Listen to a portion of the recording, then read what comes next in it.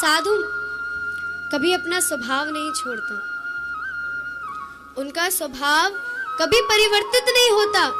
बड़े से बड़े राजा के लिए नहीं हुआ, छोटे से छोटे गरीब के लिए नहीं हुआ, और तो और जीव के लिए नहीं हुआ।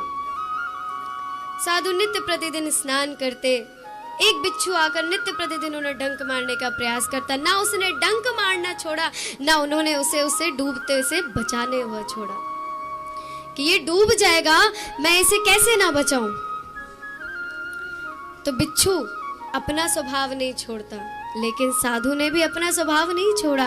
तो साधु कोई चोला नहीं है, साधु केवल वस्त्र धारण करने से साधु नहीं होता। साधु एक परिभाषा है, हृदय से साधु होना पड़ता है, भाव से साधु होना पड़ता है। जब तक आपके हृदय में छल कपट राग द्वेष क्रोध भरा हुआ है, तो और आप सामने से वस्त्र धारण किए साधु के, तो कैसे आप साधु हो सकते हैं। किसी की पीड़ा को देखकर यदि आपकी नेत्रों में पीड़ा की ज्वाला नहीं होती, तो आप कैसे साधु हैं।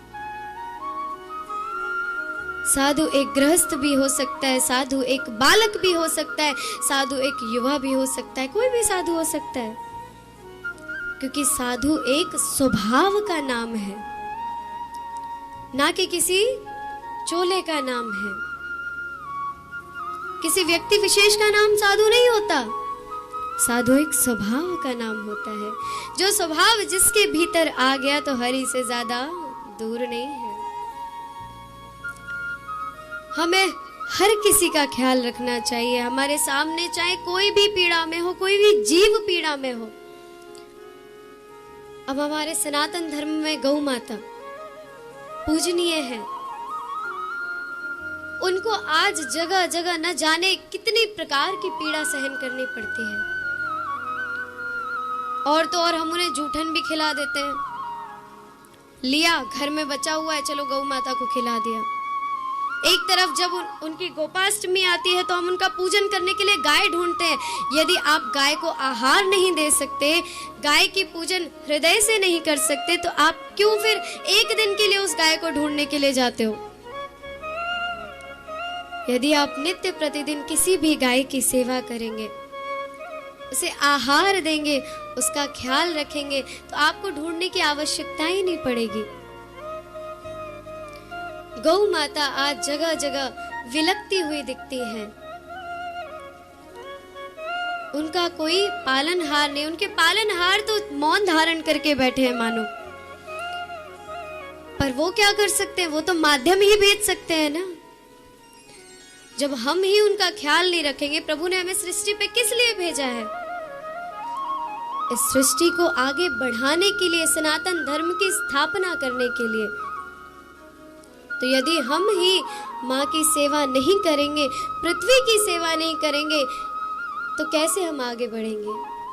और फिर हम ही बाद में कहते हैं देखो कितना भ्रष्टाचार है, गौ माता की तो कोई सेवा ही नहीं करता। वो कोई शब्द किस लिए आता है,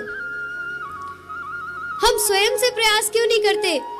सामने गाय दिख रही है, पीड़ा में है, लेकिन हम मन में क्या कह देते हैं, देखो कोई इस बेचारी की सेवा नहीं कर रहा, कोई इसका ख्याल रखने वाला नहीं है। ये कोई शब्द क्यों आता है, हम स्वयं क्यों प्रयास नहीं करते। जिस दिन ये कोई से हटकर हम बिना कुछ सोचे समझे उस एक गाय की भी यदि सेवा करेंगे ना, और प्रत्येक व्यक्ति अगर एक एक गाय की भी सेवा करने का प्रण ले ले, तो फिर कोई गाय हमें रोड पर, सड़क पर दिखाई ही नहीं देगी। हर गौ माता की घर घर में सेवा होगी।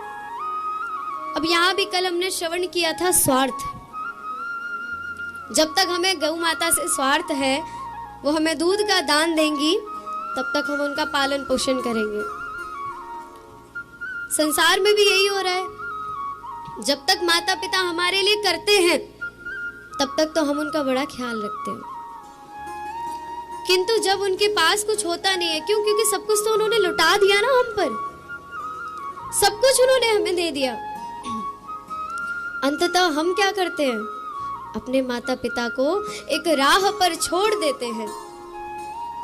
क्यों, स्वार्थ खत्म। तो जब स्वार्थ ही नहीं रहा, तो माता पिता कैसे रहेंगे हमारे पास। इसलिए इस स्वार्थ को हमें अपने जीवन से हटाना होगा। स्वार्थ के साथ हम जीवन नहीं जी सकते। धीरे धीरे एकाएक करके कुछ भी नहीं होता। क्या हम सोचे एकदम से हम हर चीज से विलुप्त हो जाए, गुण ही गुण भर जाए, तो कोई भी ऐसा व्यक्ति नहीं है जिसके अंदर दुर्गुण ना हो। सगुण संपन्न हमारे प्रभु के अलावा और कोई नहीं है, जो हर कला में निपुण है।